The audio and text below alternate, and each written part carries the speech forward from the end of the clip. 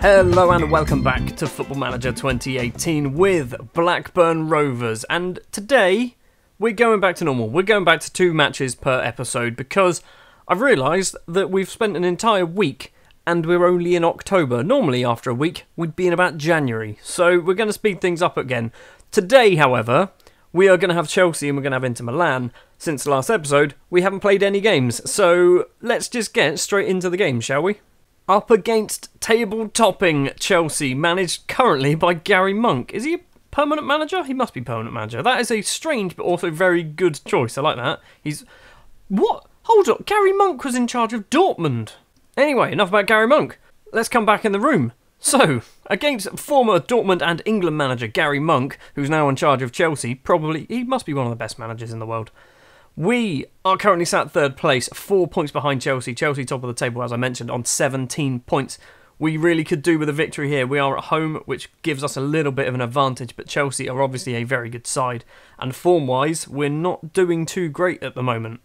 And because we're not doing so great at the moment, I've made quite a few changes. So, starting lineup will be Juan Pablo Velez in goal, Stevkovic, Urukalo and Gomez Rigo are the standard back 3.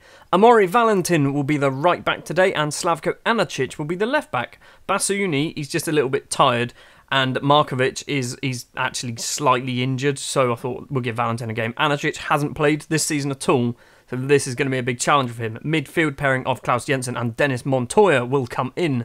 Nenad Kampar will be playing as the shadow striker. Thomas Valenta comes in for Gustavo Ortuzo, and Pascual Sole keeps his place. So, we've only really got about 5 players that regularly start games.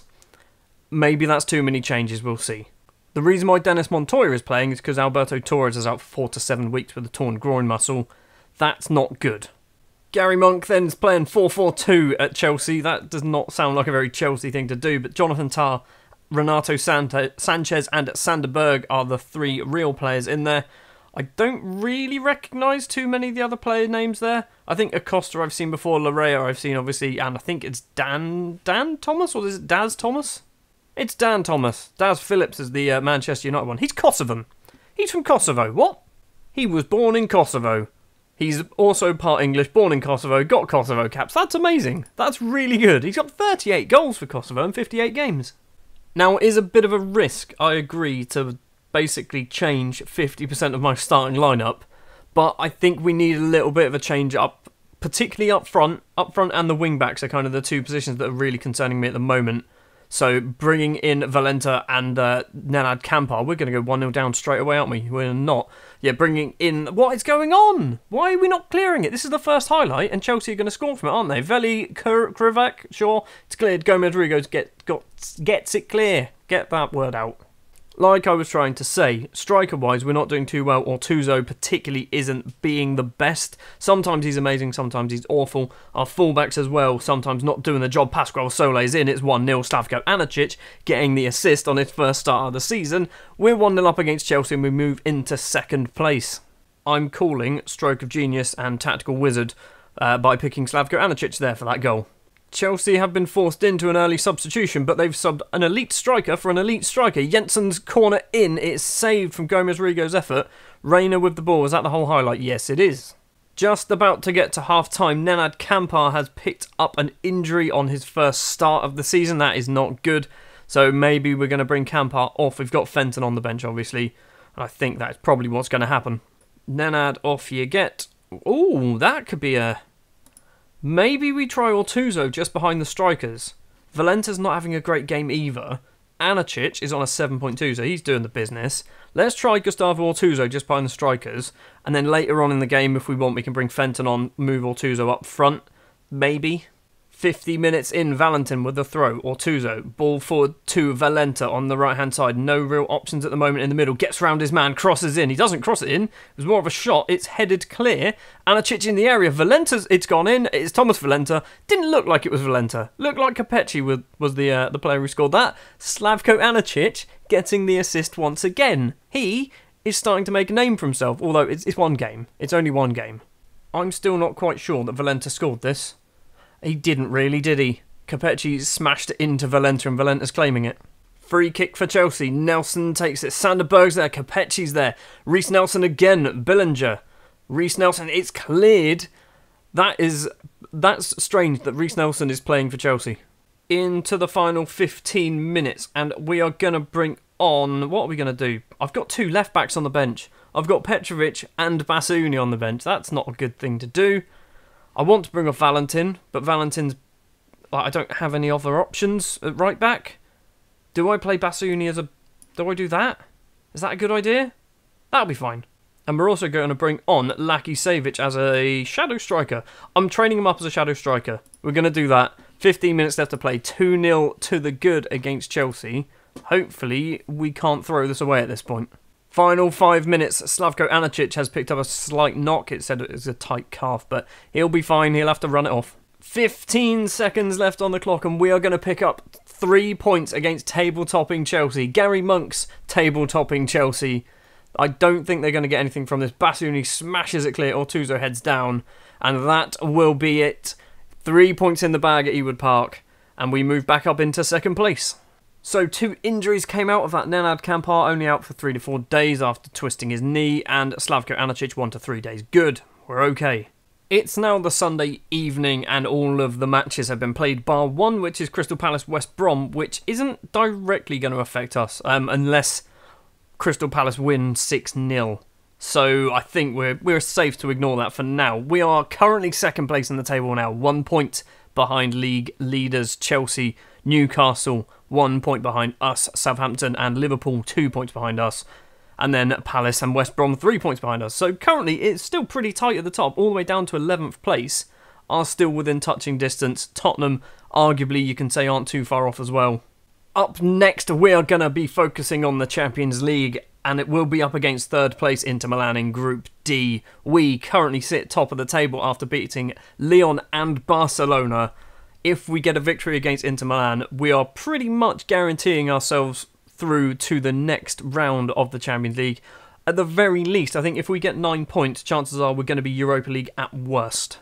Crystal Palace did beat West Brom 2-0 in the end, so they move up into third place, but still 4 goals behind us in terms of goal difference, but joint on points. Well, this is something I was not expecting. League runners-up Blackburn Rovers could be taken over by a consortium of investors, possibly involving a former footballer, according to BBC Sport. A spokesperson for the group has revealed it is within a few weeks of approaching chairman Lindsay Talbot with an offer. Right. This could change a lot of things. I don't think it will, because I can't imagine they're going to want to sack me. I think sacking me seems like a very stupid thing to do.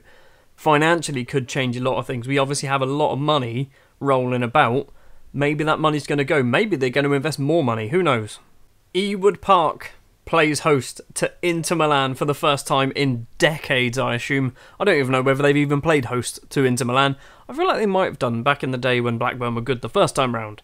A victory here will put us on 9 points and will put us 3 points clear, still 3 points clear, of the rest of the group. If Lyon beat Barcelona, I think we're pretty much confirmed going through at that point.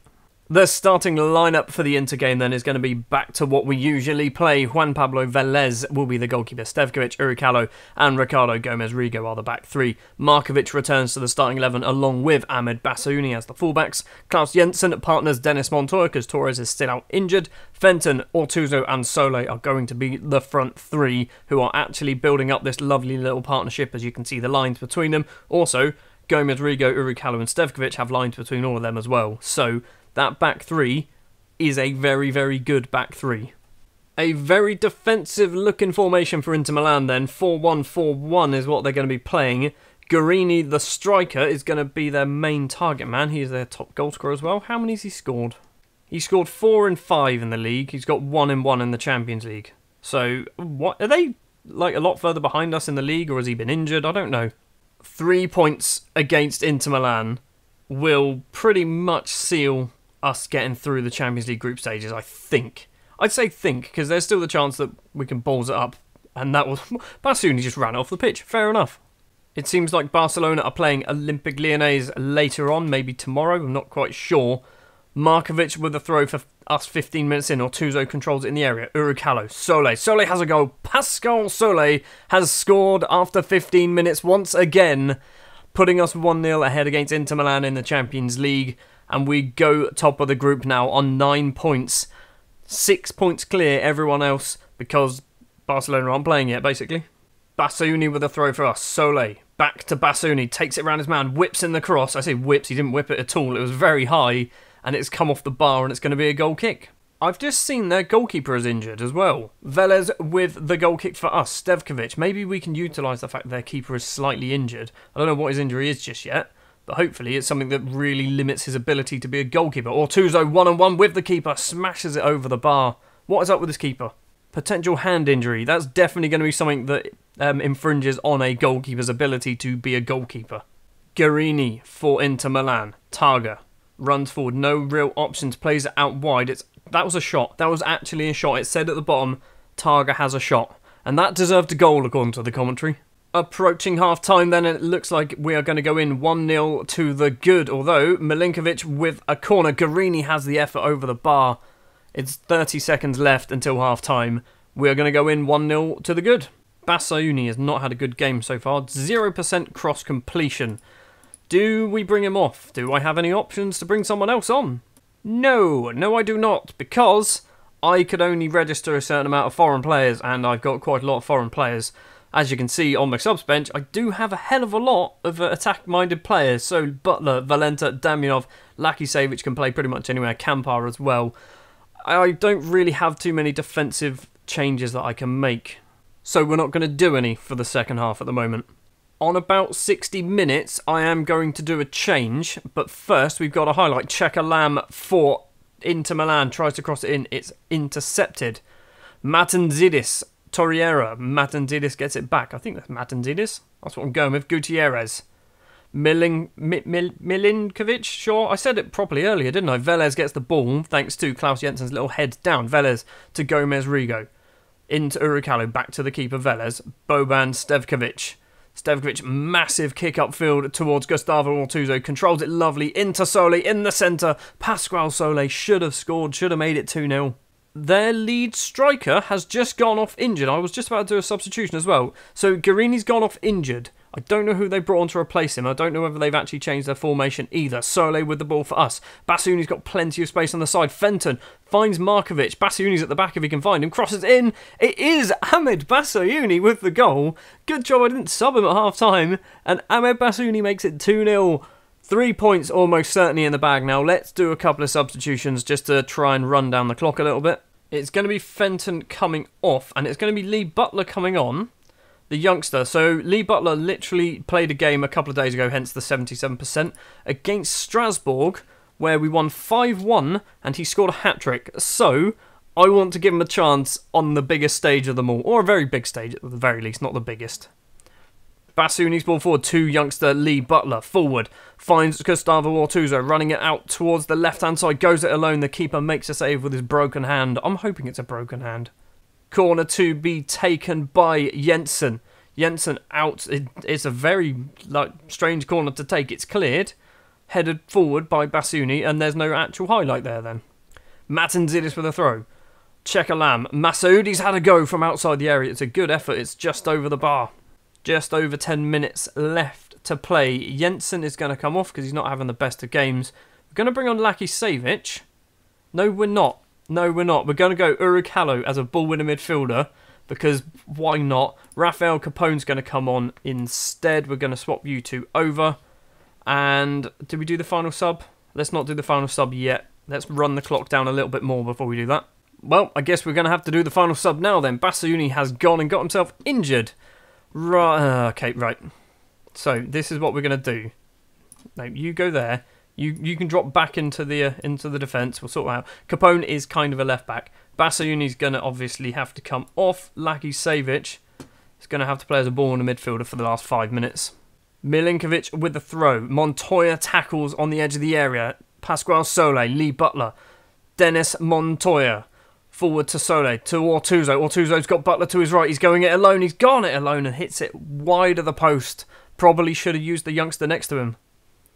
Matanzidis with a throw. This is a proper highlight because there's still a minute and a half left to play. Montoya tackles. Yes, he does. Sole gets it. Lee Butler on the halfway line.